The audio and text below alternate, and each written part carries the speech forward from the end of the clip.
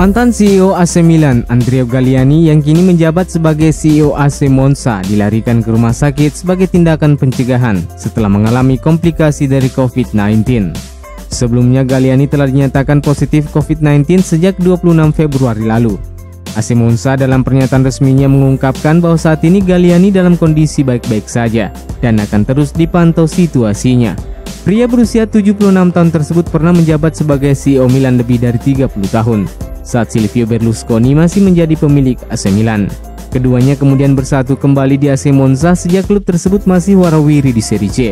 Namun kini mereka sukses bertengger di urutan kedua klasemen Serie B dan berpeluang merebut tiket promosi ke Serie A musim depan.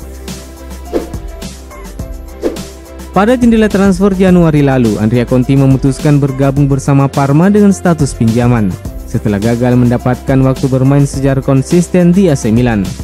Calciomercato menyebutkan bahwa dalam kesepakatan peminjaman tersebut, Parma memiliki kewajiban mempermanenkan Andrea Conti dengan mahar senilai 7 juta euro jika mereka berhasil terhindar dari degradasi musim ini.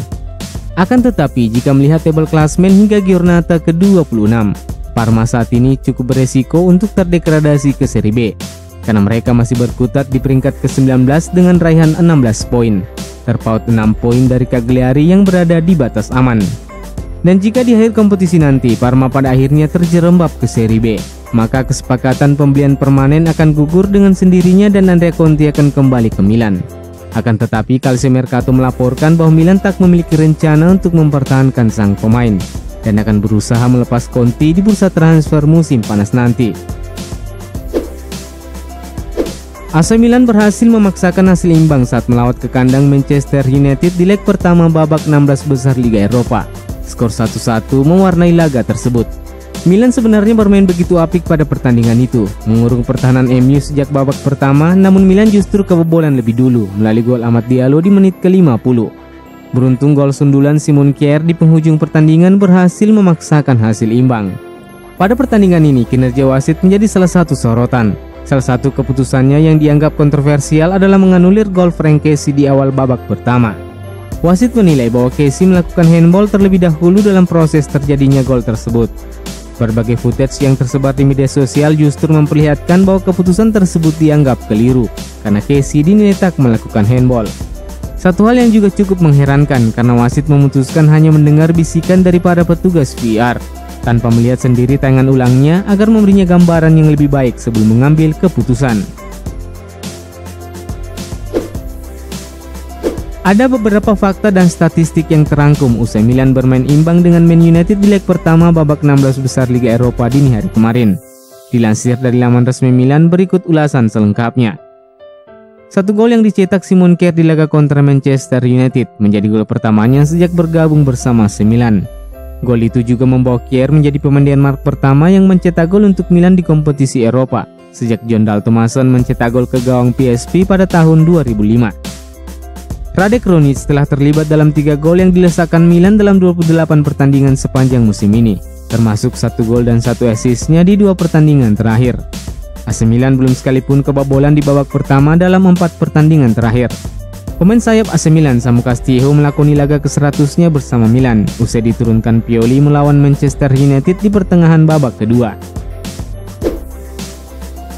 Dalam beberapa hari terakhir, berbagai media mengklaim bahwa Real Madrid dan Chelsea sama-sama menunjukkan ketertarikannya untuk membajak Frank Kessie dari AC Milan. Chelsea bahkan dikabarkan bersiap menawarkan tukar guling demi mendapatkan Frank Kessie dengan memasukkan Christian Pulisic dalam kesepakatan. Akan tetapi, pakar transfer Fabrizio Romano justru memberikan kabar sebaliknya. Ia menegaskan bahwa rumor ketertarikan Real Madrid dan Chelsea terhadap Kessie sepenuhnya tidak benar. Di lain sisi, sikap manajemen Milan juga sangat jelas terkait masa depan pemain asal Pantai Gading itu.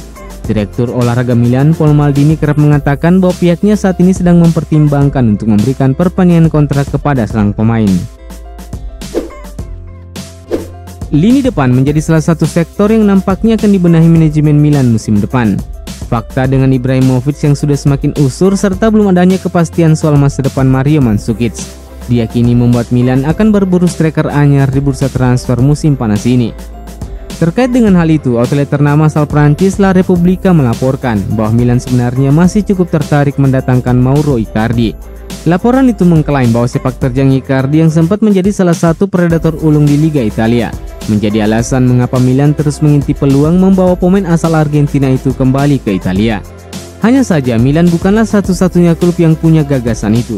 Icardi saat ini juga masuk menjadi incaran Juventus. Selain itu ada AS Roma yang bahkan sudah bergerak lebih awal dan sudah melakukan kontak secara intens dengan perwakilan sang pemain. Striker belia milik Santos, Caio Jorge telah menarik minat begitu banyak klub asal Eropa, salah satunya AC Milan. Striker 19 tahun tersebut memiliki kontrak yang akan berakhir pada Desember 2021 mendatang. Situasi kontrak sang pemain membuat banyak klub Eropa berlomba mengamankan tanda tangannya. Seperti dilansir dari Calciomercato, manajemen Rossoneri juga sudah mulai bergerak dengan membuka komunikasi awal dengan agen sang pemain.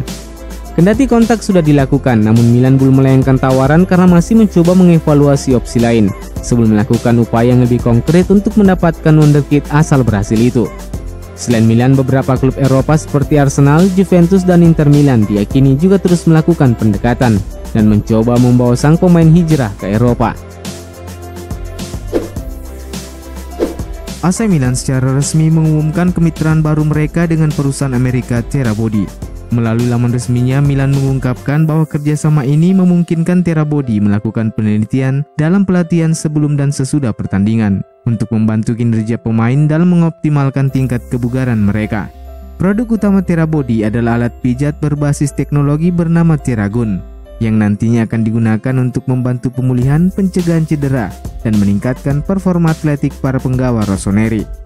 Selain dengan Milan, Terabody sebelumnya juga telah membangun kerjasama dengan beberapa klub besar Eropa seperti Real Madrid, Bayern Munich, dan Manchester City. Kerjasama ini seperti datang di waktu yang tepat, sebab sebagaimana diketahui Milan belakangan ini kerap bermasalah dengan cedera para pemainnya. Sesuai data yang dirilis oleh The Athletic, baru-baru ini mengungkapkan bahwa hanya Verona dan Parma yang memiliki lebih banyak masalah cedera dibandingkan AC Milan di Liga Italia.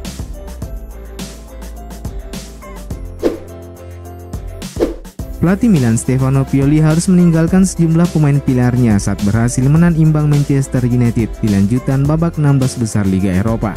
Usai pertandingan itu, Milan kini ditunggu laga berat lainnya tatkala menjamu Napoli di San Siro 15 Maret mendatang. Namun kabar baiknya, jelang pertandingan itu sejumlah pemain pilar diperkirakan akan kembali ke dalam skuad. Menurut laporan Il Corriere della Sera, Theo Hernandez, Ante Rebic, dan Alessio Romagnoli dipastikan telah pulih dan siap menghadapi Napoli. Akan tetapi kondisi Hakan Çalhanoğlu dan Mario Mandzukic diberitakan masih cukup meragukan. Staf medis Milan masih terus mengevaluasi kondisi keduanya karena belum fit 100%. Adapun Zlatan Ibrahimovic dan Ismail Benacer dipastikan masih harus absen. Bahkan untuk laga melawan Manchester United di leg kedua nanti pada tanggal 18 Maret mendatang. AC Milan telah begitu santer diberitakan dengan winger Marcel Florian Thauvin. Pemain asal Prancis itu akan berstatus free agent di akhir musim nanti yang membuat Milan menjadikannya sebagai salah satu target utama mereka di bursa transfer musim panas nanti.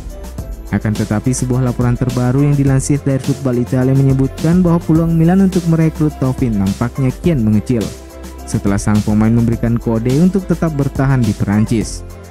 Sang pemain mengakui bahwa pihaknya memang belum mencapai kesepakatan terkait perpanjangan kontrak dengan Marcel. Namun ia menambahkan bahwa negosiasi saat ini masih terus dilakukan. Kita lihat apa yang akan terjadi. Pablo dan agen saya berbicara pada bulan Desember dan belum mencapai kesepakatan. Tapi pembicaraan belum sepenuhnya ditutup. Saya ingin memberikan yang terbaik bagi klub sampai akhir musim nanti dan kita akan lihat. Akan ada perubahan baru di klub, jadi mengapa tidak? Kata Thauvin seperti dilansir dari Football Italia.